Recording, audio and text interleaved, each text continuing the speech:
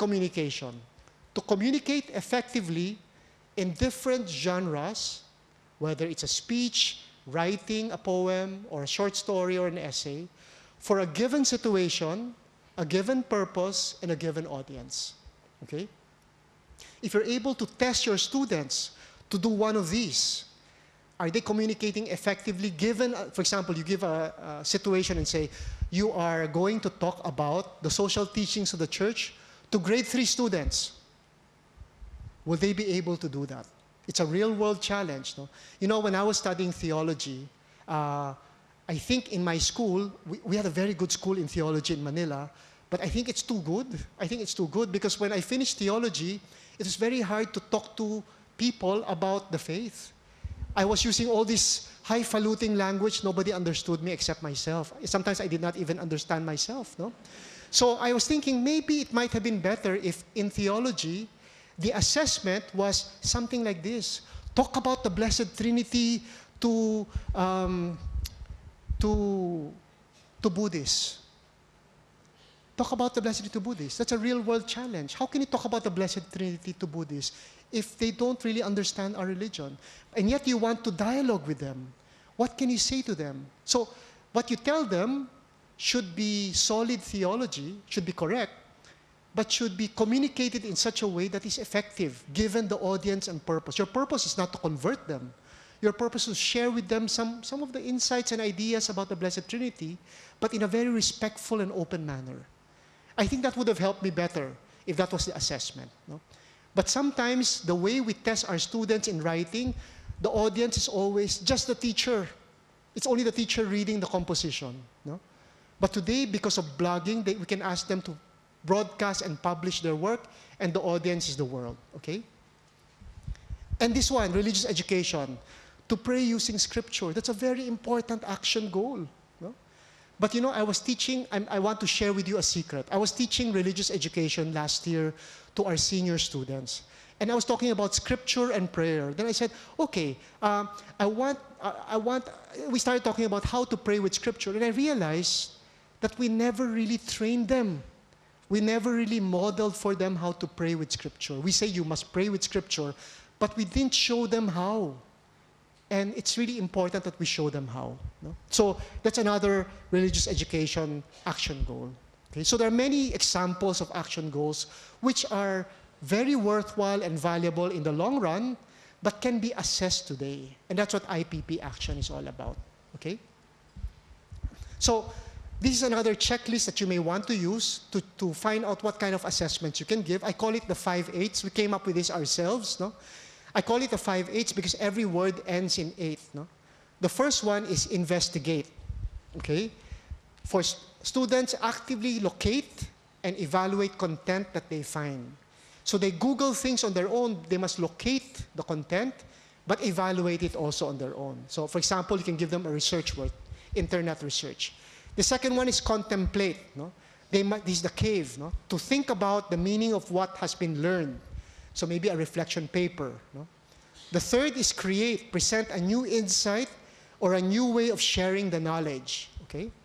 So any product or performance, maybe you want them to come up with a diagram based on what you have learned in our math lesson today. So they're creating something. No? The next one is collaborate, working with, this is a 21st century skill, as we know, learning how to work with other people. No? So maybe ways of collaborating, not only face-to-face in the classroom, but also virtual. It's very possible now for your students to collaborate with students from another side of the world. No? One program we used in Savior School is Face-to-Faith program, where students can video conference with students of another religion from another country. As you know, unlike Thailand, Manila is very monolithic. The majority are Christian. So we don't have this opportunity to dialogue with students of other religion. But here in Thailand, you have it right here in your own schools. No? So we have to use video conferencing. And the last one is communicate. No? To share what has been learned in an effective and creative manner. So maybe a report or a presentation, whether in the classroom or in a video or online. Okay? Again, you don't have to do all of them. No? You don't have to do all of them. You just have to sort of make sure to choose which one is helpful. Are you okay? Are you dizzy already? Is it too much, too fast? Again, how many of you are dizzy? Too much? Too much already? Okay. Okay. I will slow down, okay? The traditional design process, okay, that we are used to in the Philippines, I don't know how you do it here, is first what are the learning goals, right? And then you design what happens in the classroom, no? And finally, you think of the test, the assessment, okay? I don't know, are you doing this? This is how you do it here, okay? Now, in the IPP design process, inspired by both understanding by design and creating a curriculum that works, it changes things a little bit. No? You always begin with the learning goals. No? In other words, but at the same time, in the learning goals, we always put the knowledge and skills, but we must also put what reflection and action goals we want. We must include the reflection and action goals. No? So the learning goals will not only have knowledge and skills, but also what reflection do you want them to think about and what action goals. The reason is, if the teacher does not know, it will not happen. It must be in the objectives, okay? But instead of designing the learning experience, you already think of the assessment. How will I measure success in the learning goals? How will I know that they've gotten the knowledge and skills, that they have understood the reflection point, that they can apply what they have learned? No? So assessment includes experience and reflection. Reflection and action, okay? And finally, okay, learning experience is experience and reflection. I got it a little bit mixed up, okay? But the idea here, the main idea here is, after the learning goals, don't go to the experience in the classroom immediately. I will give a lecture, I will have a group activity. No. Think of the assessment first, okay? And to show how this is done, remember the 2 case studies, no? The 2 case studies. I will not go through them anymore, but I will only summarize them, no? First, we have Mr. A. Mr. A came up with the learning goals. Okay? He said to name the different parts of the circulatory system and to identify their properties and functions. Those are his learning goals on pages 13 to 22. No? And then he designed the experience in the classroom. Right after the learning goals, he thought about what's going to happen in the classroom. And he put there assigned reading, 3D animation of circulatory system, small group discussion, lecture, and finally the assessment, the objective multiple choice. But Mrs. Z used the IPP method. She came up with the learning goals, but she added reflection and action, okay? And then she went to the assessment before she went to the experience. Okay, so you may want to look at this later on. We're running out of time. I want to end by 12 because I'm already hungry and I'm sure you are also. Okay, so you can just look at it later, but the point I want to make here is the design process should change a little bit. You think of the assessment first. How will I assess this? Before you design the classroom experience. Okay? So the next part, so the experience, reflection, and action, that's what I talked about earlier. And I've been focusing really on the relationship between the learner and the truth. No? But the last 2 parts, and this really talks about the 2 of the 6 E's, engagement and education. Okay. The last 2 parts, I'll talk about context and evaluation. Okay? Now, very briefly, I'll talk about context. Context is what both the teacher and students bring to class from their worlds, especially the students' previous knowledge. If you're teaching students about Scripture, what do they already know about Scripture? Again, this is very scientifically based in education. No? Prior knowledge is very important. No? That's context. Okay? But in IPP, there are different types of context. Academic context or prior knowledge is only one of them. You must also look at the mood of our students. Remember, Catholic educators, we care for our students. No? So we look at their personal context. Maybe they're feeling happy, or they're feeling sad. You must consider that, no? When we're doing a class.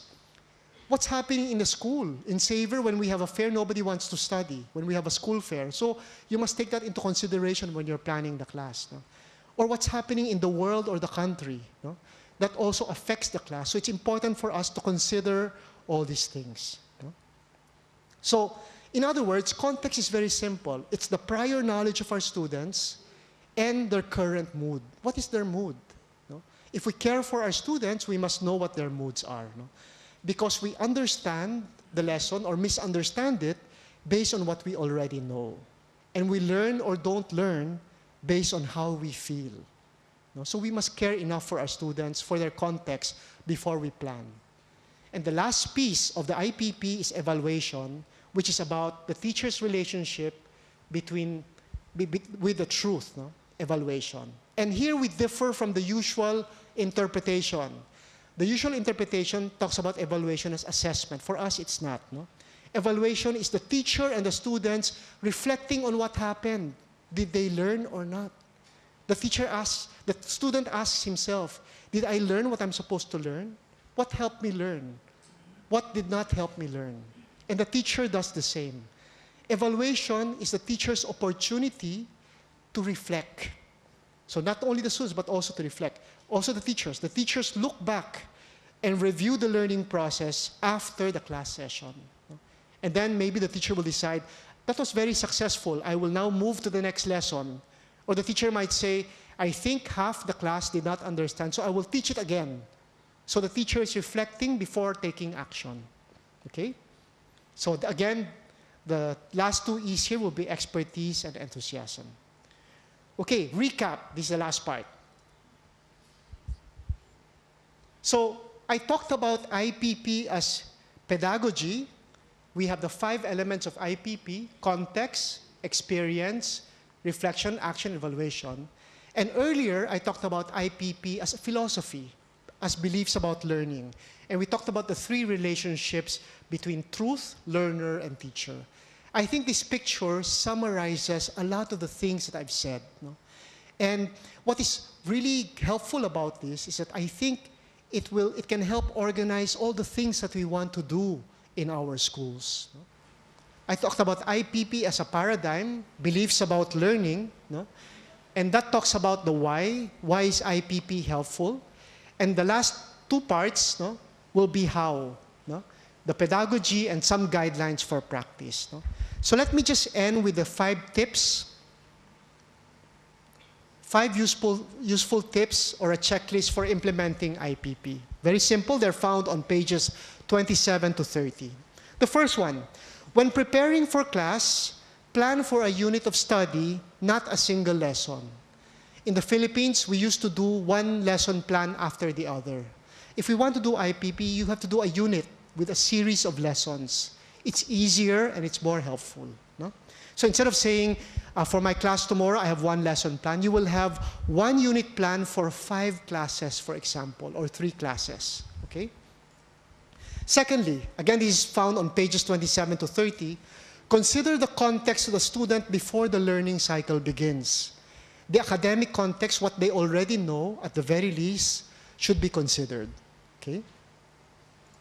Third, we must state the reflection points in the learning objectives, in the learning goals, and make sure to formulate corresponding reflection questions.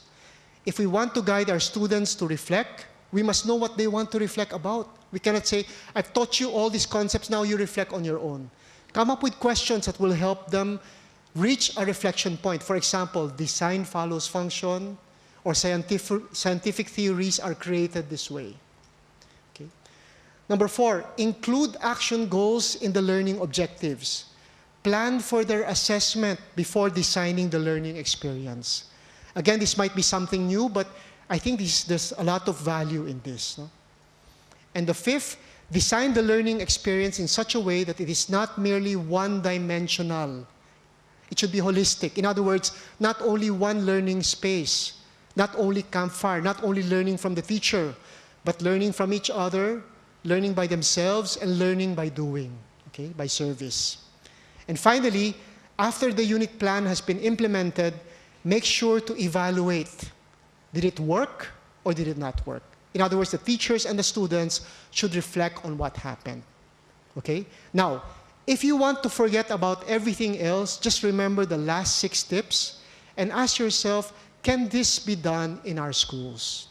And if it can, do we want to do this in our schools? And if you want to do this, I would like to suggest that maybe you can contact the council and request for workshops on IPP. Okay? So, Remember in the beginning, I began with a survey, and I said that there's a gap or disconnect between our generation, the generation of our students, between teachers and evangelizers, and learners and believers. There's a gap, there's a disconnect. We need some kind of breakthrough. We have to make a difference. No? We need some kind of breakthrough. Now, Thomas Friedman is the very famous author of The World is Flat. And he said, and Thomas Friedman said, big breakthroughs happen when what is suddenly possible meets what is desperately necessary. Okay? Big breakthroughs happen when what is suddenly possible meets what is desperately necessary. If you like to do it like math, breakthroughs are equal to what is suddenly possible plus desperately necessary. So I'd like to end with this. What today are desperately necessary and suddenly possible for learning and faith? Because we need breakthroughs for learning, we need breakthroughs for faith. What today are desperately necessary in learning? What today are desperately necessary in faith? Okay? And what are suddenly possible? I go back to that picture. Our students have changed. Our schools have not. There's something desperately necessary there. No? We need a new education and a new evangelization. That is what's desperately necessary. There are many things possible, but one thing that's possible is for us to begin working towards holistic, reflective, and transformative learning, which I think IPP might be able to help you with. No? And at the same time, because IPP is based on Ignatian spirituality, if our students are trained using Ignatian pedagogy, we might be able to help them develop a spirituality of discernment. That they don't run around like headless chickens reacting to everything. They learn to always press the pause button. When they experience something, they reflect before they act. So I am a big believer of the IPP. For the last 12 years, I have struggled with it with my teachers. We have made mistakes. We have learned from our mistakes. We're still learning. So I'd like to just encourage you to consider the IPP as one possible way of coming up with a new education and a new evangelization. So 2 benefits of the IPP. IPP can help promote 21st century learning in the classroom. One that is holistic, not just one-dimensional, not just lecture, but using different learning spaces. One that is reflective, no? They're able to make connections and make meaning. And transformative, something that will make a difference in the world in the future. And it can help us share a contemporary Catholic spirituality of discernment with our students beyond the classroom. So it's not just about learning, it's also about faith. Okay? So I'd like to thank you. I hope that we can all, I know you're all working, I'm very much inspired that all of you are coming from different places in Thailand to work towards a new education and a new evangelization. Kop kum krap. Thank you.